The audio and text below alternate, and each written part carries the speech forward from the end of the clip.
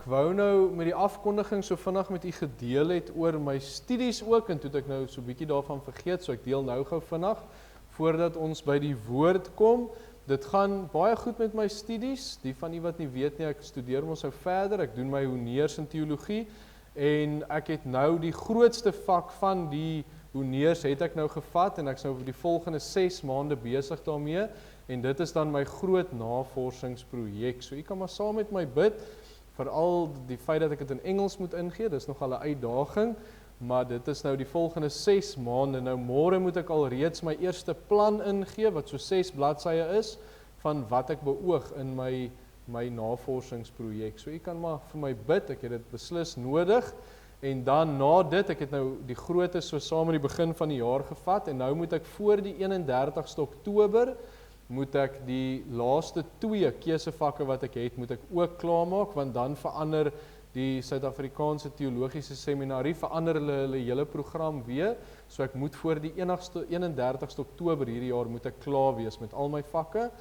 en dan kan ons van daar af maar verder in die toekoms kyk, maar soos dinge nou staan, dink ek gaan ek eers dan weer 'n tydjie van rus ingaan, en dan sal ek later eers weer aan studies dink, maar baie dankie vir u getroue ondersteuning daarin, en ook u getroue gebede vir my studies. Ons kan dan na die woord van die Here toe gaan, en ons lees vanaand vanuit Jesaja 6.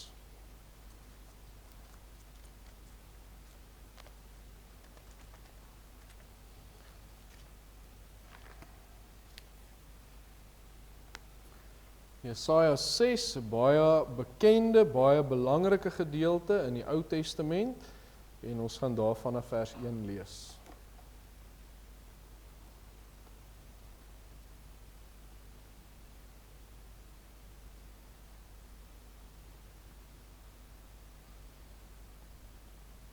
Die opskrif, Jesaja as profeet geroep.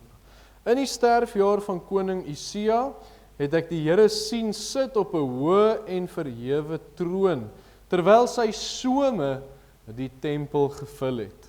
Serafs het bo hom gestaan, elkeen het 6 vlerke gehad, met 2 het hy sy aangesig bedek, met 2 het hy sy voete bedek, en met 2 het hy gevlieg, en die een het die ander toegeroep en gesê, Heilig, heilig, heilig is die Here van die leerskare, die hele aarde is van sy heerlikheid vol.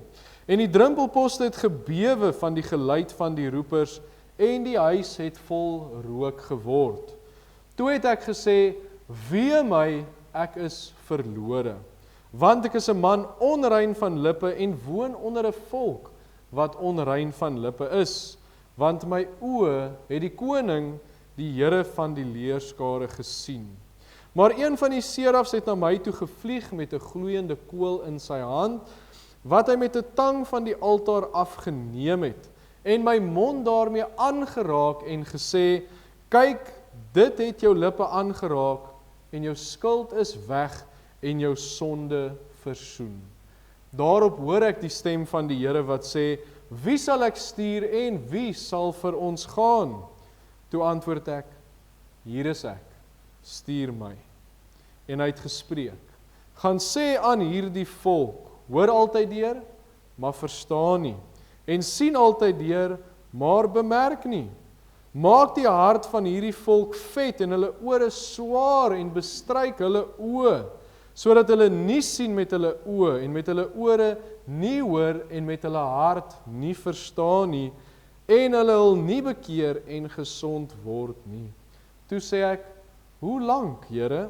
En hy antwoord, totdat die stede verwoes lê sonder inwoners, en die huise sonder mense, en die land verwoes is tot 'n wildernis, en die Here die mense ver verwyder het, en die verlatenheid groot is in die land. En as nog 'n 10de deel daarin is, sal dit weer wees tot verwoesting. Maar soos by die terpentynboom en die eikeboom, as hulle omgekap word, 'n stomp oorbly, so sal die heilige geslag die stomp daarvan wees. En ons kan net vanaand so tot daar in die woord van die Here lees. Kom ons buig die hoofde, u kan net so bly sit en ons bid saam. Wonderlike Here, ons kom sê weer eens vir u dankie vir dit wat U in ons lewens doen. Here, as ons dink aan die feit dat U ons siele uit genade gered het, daardie feit alleen, Here, maak dat ons harte, ons lewens oorloop van dankbaarheid teenoor U, Here, want as dit nie vir U was nie, waar sou ons vanaand wees? Waarmee sou ons besig hou? Wat sou die toekoms vir ons inhou, Here, en hoe onseker sou ons nie wees nie? Maar toe het U gekom, Here, U roepstem tot ons ore, ons het geantwoord op U roepstem en U het ons siele uit genade gered, Here. U het vir ons hoop gegee, U het vir ons 'n toekoms gegee en ook so 'n toekoms saam met U. En daarom vrees ons nie, Here, daarom maak dit nie saak wat op hierdie aarde gebeur nie, want ons kleef vas aan die Heilige van Israel. Here, ons huis is op die rots gebou. En daarom, Here, vertrou ons U ook, nie net vir die ewige nie, maar vir die tydelike hier in ons gemeente. Here, en ons bid so dat U sal voorsien in ons behoeftes. Here, ons het die dinge genoem wat ons voor wil bid, die redding van siele hier in ons dorp, in ons gemeenskap. Ons het gebid vir ons gemeente, vir ons gemeente se gesondheid, se groei, vir ons finansies. Ons het al hierdie dinge na U toe gebring, Here, omdat ons weet, U is die een wat vir ons intree. U is die een wat daar vir ons is en voorsien waar ons dit nodig het. En daarom, Here, is ons oë op U gefestig. Maar ook so, Here, die belangrike, die geestelike, dat U vir ons gemeente geestelik sal voorsien, Here, in oorvloed sal voorsien, dat ons sal groei in die kennis en genade van ons Here Jesus Christus. Here, en so bid ons ook vir die in ons gemeente wat siek is op hierdie stadium. Ons dink aan hulle, Here, wat vir operasies gaan, of dit nou 'n klein prosedure of 'n groot operasie is. Ons vertrou U, Here, dat U met hulle sal wees in daardie proses tot by die operasie en in die operasie self. Ons bid vir hulle wat siek is, Here, dat U genesing sal bring. En ons bid ook vir hulle, Here, wat ver op hulle dae is, wat sukkel met hulle gesondheid, met beweging, met 'n liggaam wat miskien krank en seer is, Here, dat hulle U genade sal ervaar op 'n wonderlike wyse, Here, want hoeveel jare het hulle nie aan U toegewy nie, hoe volkome is hulle nie oorgegee aan U nie, en bid ons, Here, dat U vir hulle genade op genade sal gee. Here, dankie dat ons daarvoor kan bid. Maar ons bid ook vanaand, Here, vir ons families. Baie van ons, Here, het families wat U dien, en dis wonderlik, Here, maar dan is daar ook mense in ons families wat U glad nie dien nie, in 'n pad van hulle eie stap. En ons bid, Here, dat U ons familie sal terugbring, of miskien vir die eerste keer bring na U toe, Here, dat hulle lewens sal oorgee, en help ons, Here, om voorbeelde vir ons families te wees, dat hulle sal sien, Here, maar ons dien U. U het ons lewens verander, en so bid ons vir daardie mense, dat U die verskil in hulle lewe sal bring. Here, ons bid ook vir vanaand se boodskap, dat U dit vir ons sal oopbreek, Here, en baie keer kom ons na hierdie gedeeltes toe, en veral gedeeltes soos Jesaja 6, en ons besef, Here, ons sal nooit die volle diepte daarvan begryp, insien, verstaan nie, maar tog, Here, U breek dit vir ons, stukkie vir stukkie oop, en sê ons vir U dankie daarvoor, en vertrou ons U ook daarvoor. Here, ons sê vir U dankie dat ons dit vanaand kan bid, dankie dat ons U teenwoordigheid kan ervaar, en dankie, Here, dat ons weet, U het vir ons 'n woord. Ons bid dit alles in die wondernaam van Jesus Christus alleen. Amen.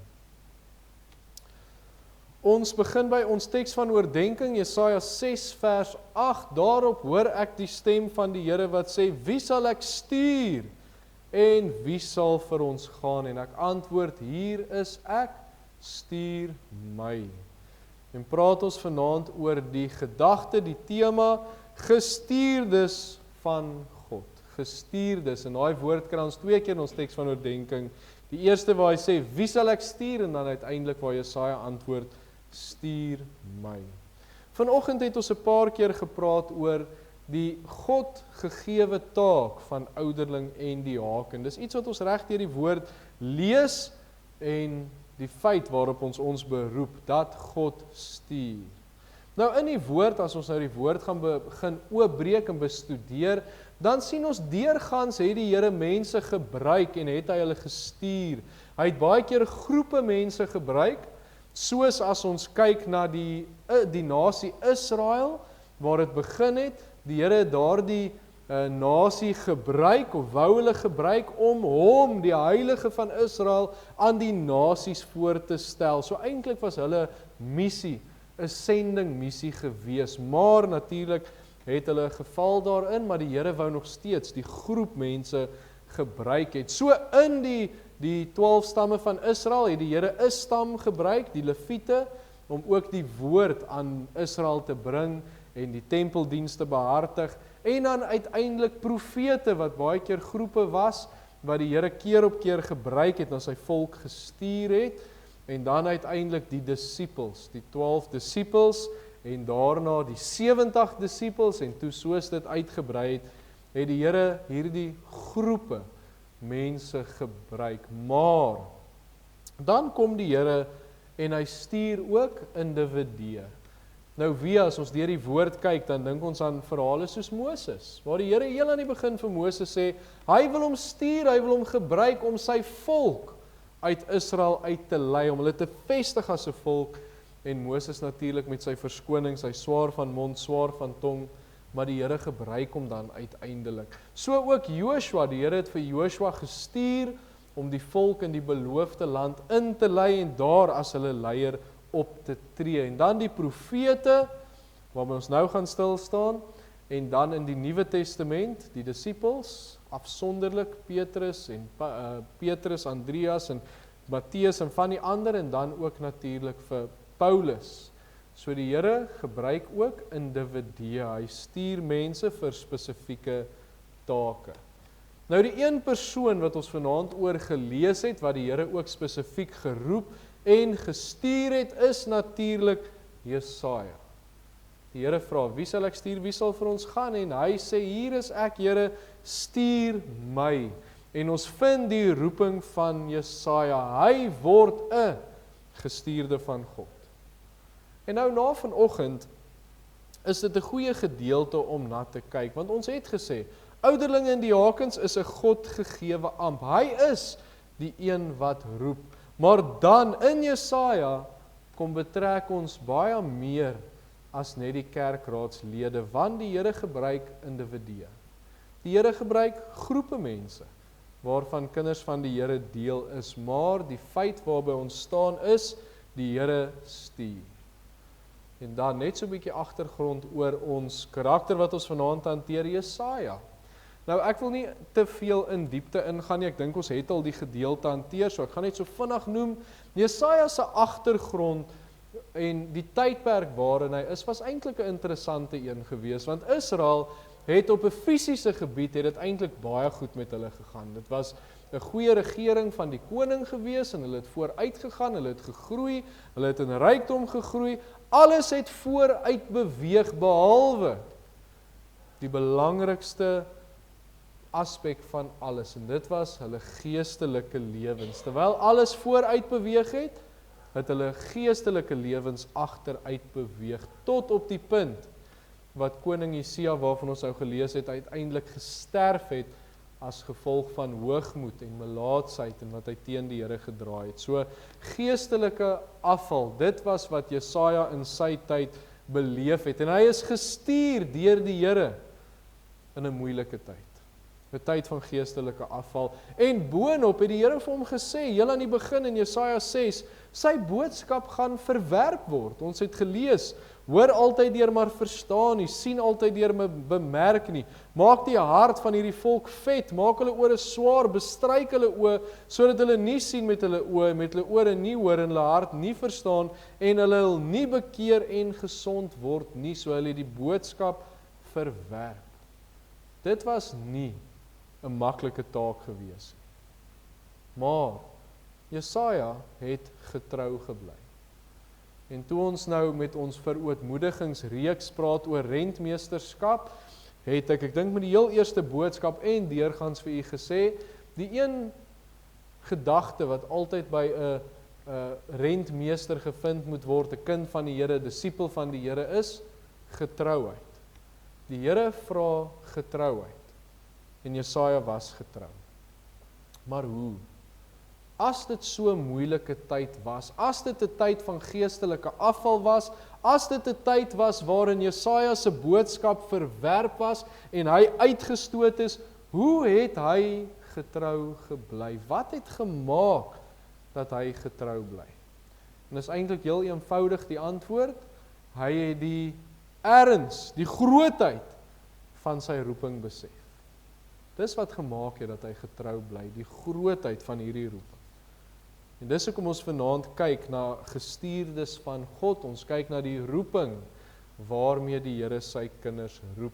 Nou die een feit, net soos met Jesaja, is kinders van die Here word gestuur deur die Here. Elkeen wat sê, wat getuig, ek is 'n kind van die Here, elke man en vrou en kind wat gered is gestuur. Die groot opdrag is vir ons, Markus 16 vers 15, en hy sê vir hulle, gaan die hele wêreld in, verkondig die evangelie aan die ganse mensdom, en saam met dit natuurlik Matteus 28 vers 19. So die woord moet uitgaan. Saam met dit, die woord moet uitgeleef word. En kom ons wees eerlik met mekaar. Ons area het die evangelie nodig, dis waar. Ons area waarin ons bly, moet dit nog steeds hoor. Maar ons bly en ons leef in 'n, ek gaan dit 'n gekerkte area noem. Die mense ken die woord, hulle ken die evangelie, maar dis baie keer net kopkennis. Dis baie keer oppervlakkig. Dis mense wat net, soos wat in Jesaja se tyd gebeur het, mense wat net die minimum godsdienstige vereistes aan voldoen om as 'n Christen bekend te staan. So die evangelie is nog uiters nodig, maar die lewe, om die waarheid, om die evangelie uit te leef, sodat mense kan sien, dit is hoe 'n ware kind van die Here se lewe lyk.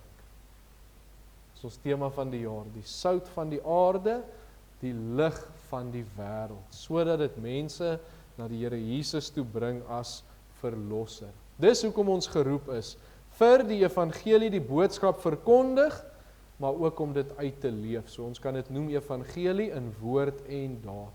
Dink ek het dit met ons rentmeester preke ook gesê, maar in woord en daad. So dis ons as groep se taak waarmee ons gestuur word, verkondig die evangelie, maar dan elkeen ook op sy unieke manier. Die Here kom na individue toe en hy gee vir hulle werk wat die Here van hulle verwag. Iets wat spesifiek tot die persoon is, soos ek wat 'n predikant is, of vanoggend die ouderlinge, die diakens, miskien sendelinge, iemand wat met kinders werk in die kinderbediening, miskien barmhartigheid, lief en leed. Daar's soveel voorbeelde in die skrif, maar elkeen het ook 'n unieke taak. Nou die Bybel kom beskryf dit vir ons ons is die liggaam. Nou party mense is die oog en ander die oor en ander die hand en ander die knie en ander die voet. Elkeen, die woord sê vir ons, elkeen het 'n verskillende werking, maar alles uiteindelik vir die uitbreiding van die koninkryk. So dit maak nie saak wat my werk is nie, dit dra by tot die uitbreiding van die koninkryk. So ons is geroep. Ons is gestuurdes van God, as 'n groep mense, die kinders van die Here, maar ook as 'n individu, ook as 'n persoon, het ons 'n roeping soos Jesaja. Maar wat van die tyd waarin ons leef? Hoe vergelyk dit met Jesaja se? En ek kan dink met eerlikheid sê ons lewe in interessante tye. Ek dink interessant is 'n mooi woord om dit te beskryf. Interessante tye, want net soos in die tyd van Jesaja, leef ons in 'n tyd van geestelike afval. As ons kyk hoe lyk ons eie land, mense wat nie die Here dien nie, as ons kyk hoe die woord uit skole uitforceer is, uit werke uitforceer is, ons eie nasie en volk wat die boodskap van verlossing keer op keer verwerp, dan besef ons, dit is 'n tyd van geestelike afvalligheid. Daar's beslis nie herlewing soos wat ons graag wil en soos wat ons graag dit van die Here vra nie. Ons lewe in 'n tyd van geestelike afval. Nou die woord sê dit vir ons. Die woord sê in die laaste dae sal kinders van die Here lou wees. Ons lees in Openbaring 3. Maar selfs vir hulle, daar was 'n boodskap gewees. Die Here sê, was jy maar koud, was jy maar warm of koud, maar nou dat jy lou is, ek uit my mond spieg. Maar dan eindig dit met, kyk, ek staan by die deur en ek klop. As iemand my stem hoor en die deur oopmaak, sal ek ingaan na hom toe en saam met hom maaltyd hou en hy met my. So in daardie tyd is daar 'n boodskap van hoop, daar's 'n boodskap van bekering.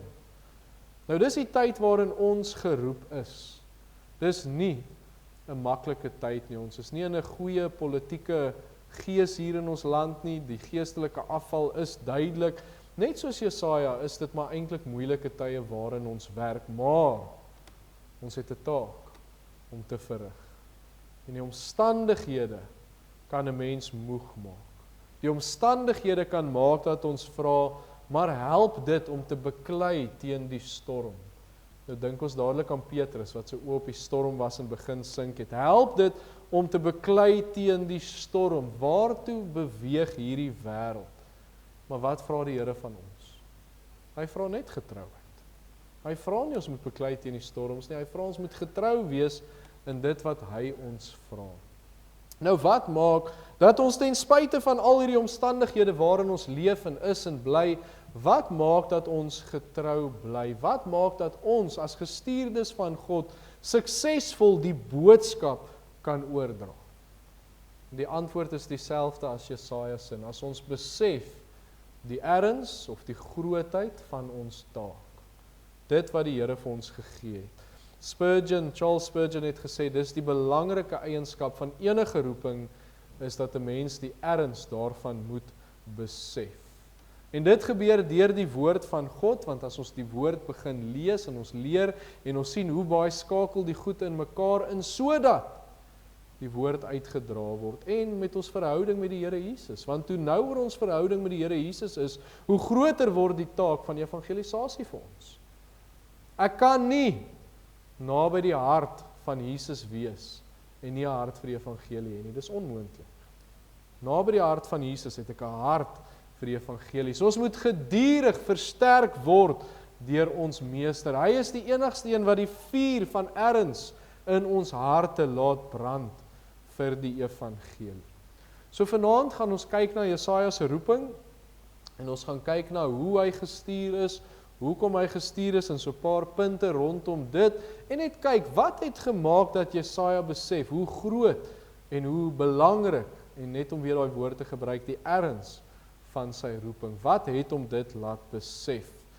En dan sal ons sien hoe groot is ons taak. So ons begin in ons heel eerste gedagte vanaand, ons eerste punt, en dit is gestuur deur die heilige God. Ons moet begin by God se heiligheid in Jesaja 6. Jesaja 6 vers 3, en die een en die ander toegeroep en gesê, heilig, heilig, heilig is die Here van die leerskare. Die hele aarde is van sy heerlikheid vol. So mooi, duidelike beeld van God, die Here wat op die tempel of op sy stoel sit in die tempel en sy some vul hierdie tempel, die grootheid van God, maar dan die ding wat die meeste uitstaan, is die heiligheid van God, en daarom daardie woorde, heilig, heilig, heilig is die Here van die leerskare, want die heilige God van Israel stuur vir Jesaja. God se heiligheid is onbeskryflik, onveranderlik. Ons kan dit nie indink nie, en dis die mees uitstaande attribuut van God. As 'n mens nou moet praat oor die Here se attribute, dan is die grootste een daarvan sekerlik die heiligheid. Openbaring 15 vers 4, wie sal u nie vrees nie, Here, en u naam nie verheerlik nie, want u alleen is heilig. Daarom sê Jesaja self, hy leer die Here ken en hy's 'n profeet van die Here, en hy noem in Jesaja 12 vers 6 die Here die heilige van Israel. Jesaja besef, maar God is 'n heilige God.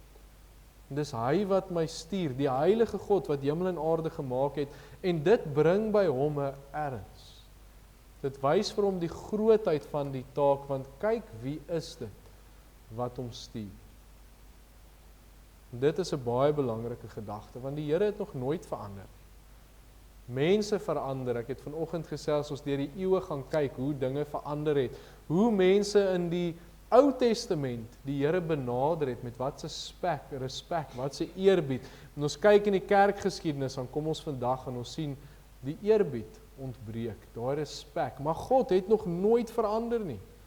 As ons lees in Hebreërs 1 vers 12, soos 'n mantel sal U hulle toerol en hulle sal verander word, maar U is dieselfde en U jare het geen einde nie. Hy is onveranderlik. Die heilige God wat ons van in die Ou Testament lees, wat sy heiligheid in ons bekend maak, dis hy wat ons stuur vir diens.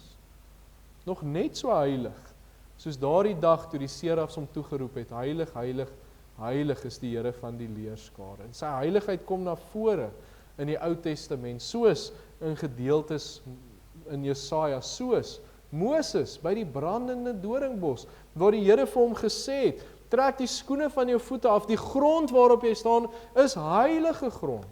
Hoekom? Hy was in die Here se teenwoordigheid en God is heilig. Maar nou kom dit na ons toe. Ons is nou ver verby die Ou Testament, die Nuwe Testament is 2000 jaar terug al afgesluit, en nou het ons die woord van God, en dink aan alles wat ons het die hele verhaal van die Here Jesus Christus as gekruisigde. Die heiligheid van God word daarin gesien, want hoekom is Jesus gekruisig? Want God kan nie sonde aanvaar nie, hy is 'n heilige God. Dit word daadwerklik gesien, die prys vir sonde is betaal.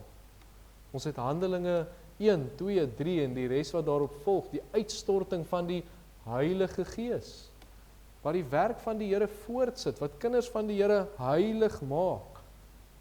Ons het die hele woord van God, wat sy heiligheid besing, wat dit bespreek, wat dit vir ons bekend maak, Ou en Nuwe Testament.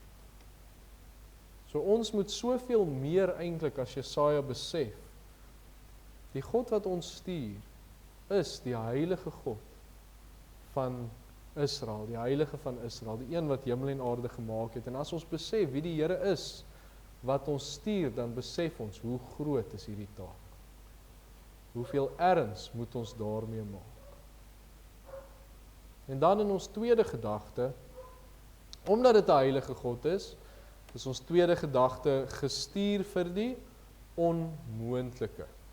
Jesaja 6 vers 5, toe het ek gesê, wee my, ek is verlore, want ek is 'n man onrein van lippe en woon onder 'n volk, wat onrein van lippe is, my oë het die koning, die Here van die leerskare gesien. So toe Jesaja in hierdie heiligheid van die Here in beweeg, toe besef hy een ding, en dit is, ek kan nie. Ek kan nie in die heiligheid van die Here staan nie. Ek kan nie, want ek is verlore. Ek is onwaardig as dit by die teenwoordigheid van God kom. Daarom is sy eerste woorde, wee my, ek is verlore. En toe die Here uiteindelik vir Jesaja vra, wie sal ek stuur, wie sal vir my gaan, was dit eintlik 'n onmoontlike taak gewees, want volgens hom was hy 'n verlore mens. Maar die Here het hom nog steeds gestuur. Ons sien dieselfde reaksie by die roeping van Petrus. Die Here klim in Petrus se skuit en hy sê hy moet in die diep water invaar en hy moet sy nette laat sak. En Petrus sê natuurlik vir die Here Jesus, Here, maar ons het die hele aand vis gevang, die hele nag deur hard gewerk, maar ons het niks gevang nie. En ons het so rukkie terug dat ek daaroor gepreek, die skrifgeleerde wat nou vir Petrus hierdie geharde visserman kom raad gee oor visvang, maar hy luister en natuurlik gooi die net aan die ander kant, hulle vang soveel vis, dat die skuit amper sink en die nette wil skeer en uiteindelik vat dit 2 skuite om die vis uit te kry. En toe dit gebeur, toe besef Petrus met wie hy te doen het. Die eerste ding wat gebeur is, hy besef sy onwaardigheid. Lukas 5 vers 8, en toe Simon Petrus dit sien, toe hy tot daai besef kom, maar hierdie is die Here Jesus, dis die Messias, dis God. Toe val hy neer aan die knie van Jesus en hy sê vir hom, gaan weg van my Here, ek is 'n sondige man. Hy besef, maar hy is onwaardig, maar wat sê die Here Jesus vir hom? Ek sal jou 'n visser van mense maak. Hierdie sonde, die onwaardigheid, het dit net 'n onmoontlike taak gemaak. En altoe hierdie manne besef, hulle kan eintlik nie in die Here se diens staan nie, hulle is sondige, feilbare mense. Nou natuurlik gebeur dit met ons ook. As ons oë op die Here vestig en ons besef wie die God is met wie ons te doen het en ons besef wat sy heiligheid die Here werklik besit, al kan ons dit nie heeltemal besef nie, dan besef ons hoe ver tekort ons skiet. dan besef ons soos Jesaja, ons kan nie. Ons skiet tekort. Maar wat vra die Here van ons? Hy vra van ons die onmoontlike taak. Nou, hoekom noem ek dit die onmoontlike taak? Want, aan die een kant, het ons die Heilige van Israel. Die Here wat geen sonde het nie, geen sonde kan doen nie, altyd nog die Heilige van Israel is. Maar nou kom die Heilige van Israel en hy gebruik sondige, feilbare mense vir sy diens. Dis kom ek sê, dis eintlik 'n onmoontlike taak. Want hoe kan hierdie sondige, feilbare mense doen wat die Heilige God vra? Hulle is onvolmaak, onwaardig om die volmaakte boodskap oor te dra, maar dan tree die Here in. En die feit dat hierdie onmoontlike taak is, laat ons weer besef hoe groot hierdie taak is. Die feit dat daardie manne so reageer het en gesê het, wee my, ek's verlore, laat ons net weer besef, dis 'n taak om ernstig op te neem. Maar die Here tree in. En dit is vanaand ons volgende gedagte, dit sal dan ons derde gedagte wees, en dit is gestuur deur God se instaatstelling. Ons kan ook daarin voeg sy reiniging. Want, ons lees in Jesaja 6 vers 7, en my mond daarmee aangeraak en gesê, kyk, dit het jou lippe aangeraak en jou skuld is weg, jou sonde versoen. So ons kry hier die bekende beeld van die seraf, wat die gloeiende kool van die altaar afhaal met 'n tang, en hy gaan na Jesaja toe, hy raak sy lippe aan en onmiddellik was hy rein gewees. Die skrif sê, sy skuld is weg, sy sonde is versoen, ons kan dit noem, hy word gereinig. So nou hierdie onmoontlike taak wat hy het, omdat hy sondig en ontwaardig is, dit kom vat die Here weg. Nou kan hy doen wat die Here van hom verwag.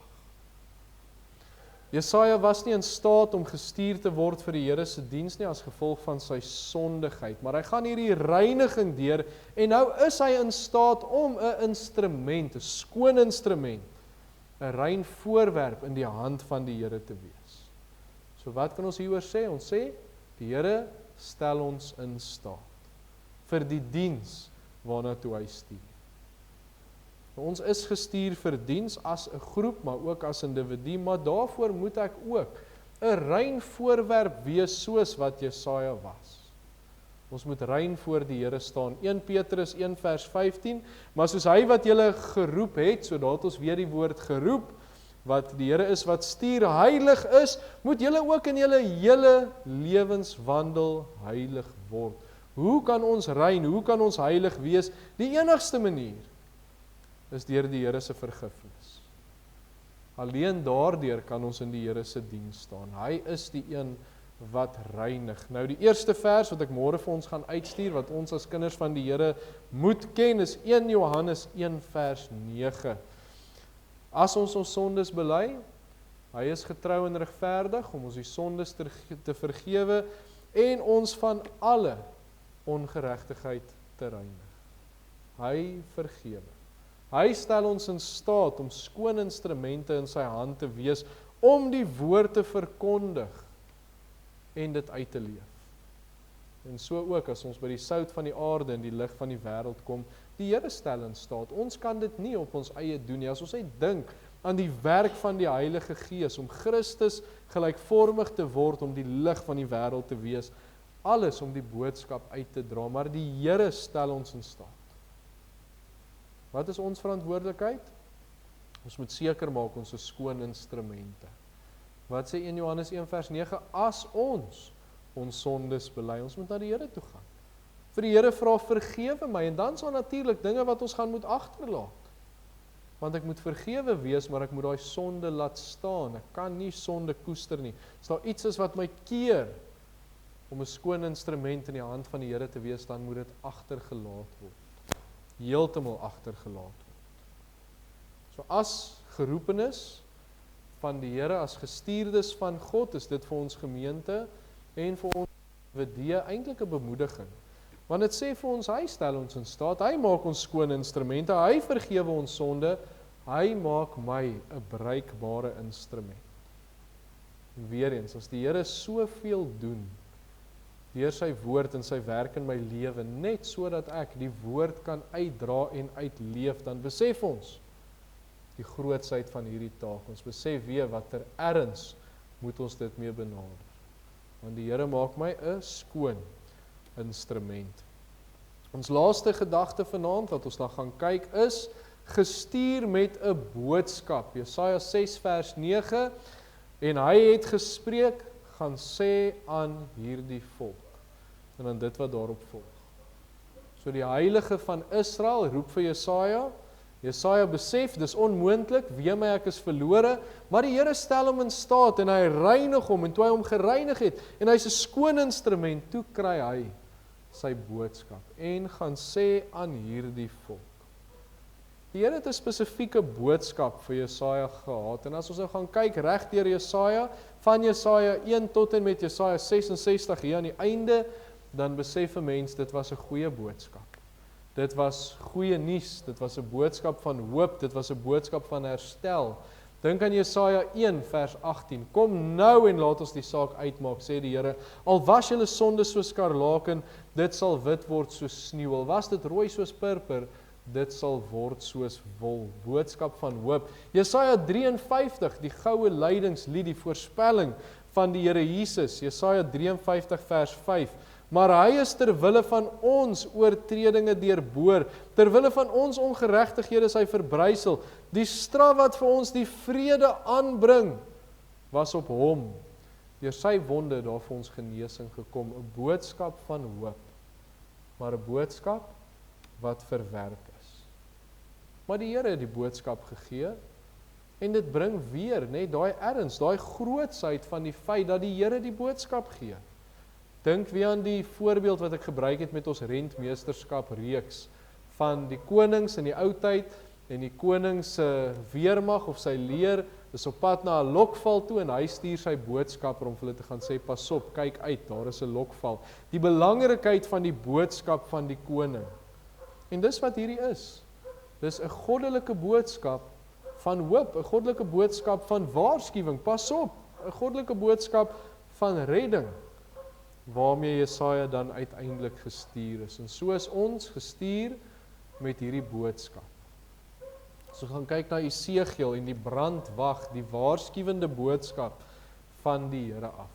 Nou ons het verskeie roepings, maar uiteindelik is ons individuele roepings en ons roeping as gemeente en ons roeping as kinders van die Here, alles om die goeie boodskap uit te dra. Dis hoekom ons 'n gemeente is, dis hoekom ons by mekaar is, want die boodskap het ons lewens verander.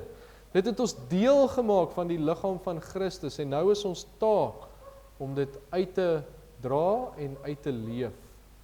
En daarom ook die woord wat vir ons sê, ons is hier om toegerus te word vir die goeie boodskap.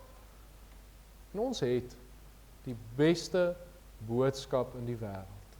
Die beste boodskap, as ons dink aan alles wat mense verkondig daar buite, van verskillende gelowe tot politieke dinge, tot alles wat mense daar buite verkondig, kan ons sonder enige twyfel sê, ons het die beste boodskap. Ons het 'n boodskap wat waarsku, ons het 'n boodskap wat hoop gee, ons het 'n boodskap wat lewens verander, wat die verskil tussen lewe en dood is.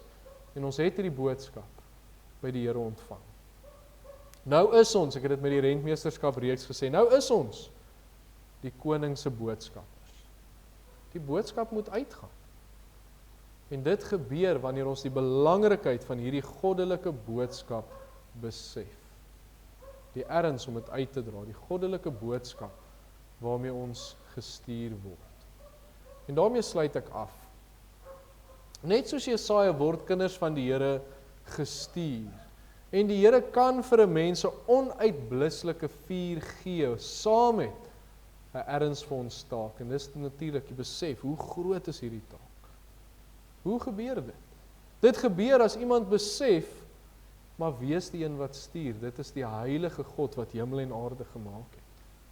Dit gebeur as ons besef, maar hierdie taak is eintlik onmoontlik. Ons kan dit nie doen nie. Ons is sondige mense, maar die Here stel ons in staat. Hy reinig ons, hy help ons, hy verander ons om skoon instrumente te wees om hierdie boodskap uit te dra. En uiteindelik kry ons 'n erns, 'n grootheid van die taak as ons besef, maar dit is 'n goddelike boodskap. Boodskappers van die koning. Die Here stuur ons.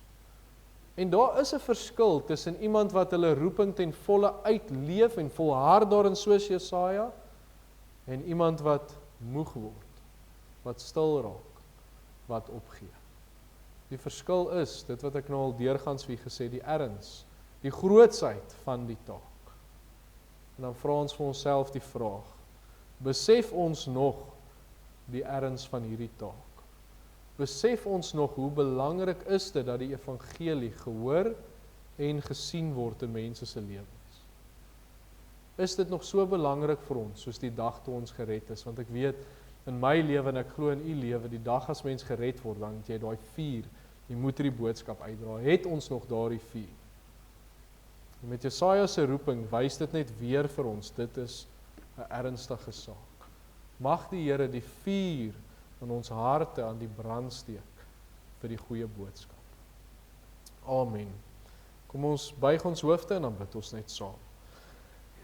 Hemelse Vader, ons weet, U het nog nooit verander nie. U is van die begin af en tot en die einde, alhoewel die woord vir ons sê, U het nie eers 'n einde nie. U is en sal altyd dieselfde bly en U is die Heilige van Israel. En Here, U kom na ons toe met 'n boodskap deur U woord. 'n Boodskap van die kruisiging van die Here Jesus, 'n boodskap van die opstanding, 'n boodskap van redding wat die Here Jesus bied. En ons bid, Here, dat ons as gemeente, ons as kerk, evangelies gereformeerde kerk, dat ons hierdie boodskap nooit sal ophou uitdra nie, maar dat ons die erns daarvan sal besef. En saam met dit, Here, dat ons dit sal uitleef.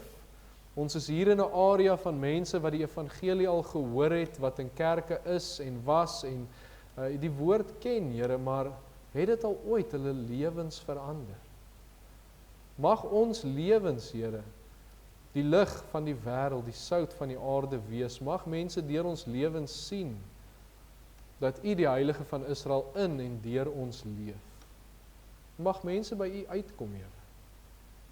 En ons sê vir U dankie daarvoor. Gebruik ons, Here, as instrumente in U hand. En dankie vir die boodskap, Here. Dankie vir die boodskap wat ons lewens verander het en steeds vandag nog lewens verander. Geef ons die ywer, die moed, die vuur, die passie om hierdie boodskap uit te dra. Ons sê vir U dankie, Here. Ek bid so vir ons gemeente. Ek bid vir hierdie week wat voor lê en dan in die besonder, Here, ook daardie manne wat 'n brief ontvang het wat gesê die gemeente roep hulle op om ook in hierdie diens te staan. Ek bid, Here, dat U vir hulle ook leiding en duidelikheid sal gee. Ons loof en ons prys U, ons maak U naam groot as die Heilige wat die hemel en aarde gemaak het. In Jesus se naam, amen. Kom ons staan, dan sing ons 'n slotlied saam van die Here Jesus Christus, ons verlosser, en die liefde van God die Vader en die gemeenskap van die Heilige Gees wees en bly met U elkeen. Amen.